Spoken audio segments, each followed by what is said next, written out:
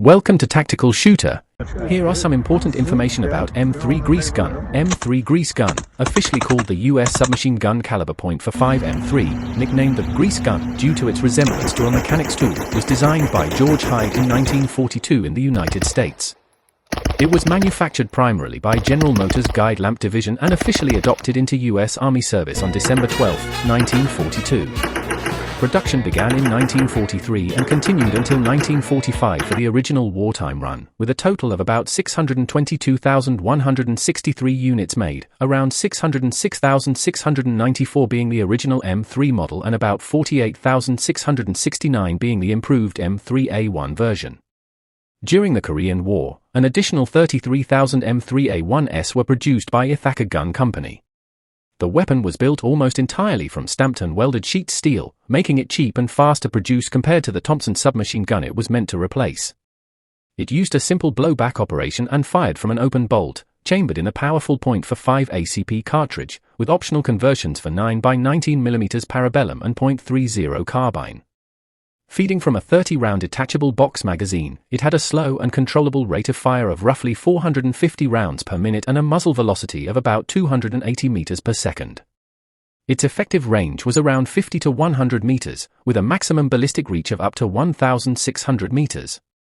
The M3 measured 756 millimeters in overall length with its stock extended and 570 millimeters with the stock collapsed, making it compact and easy to carry.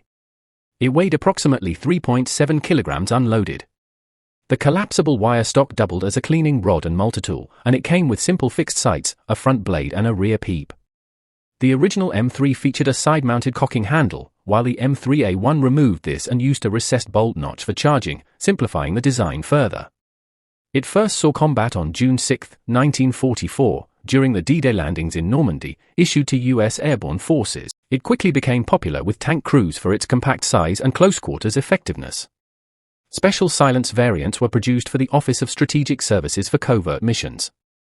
Soldiers considered it ugly but functional, appreciating its low recoil and simplicity, though magazines were prone to jamming if dirty, and early models suffered from welding defects.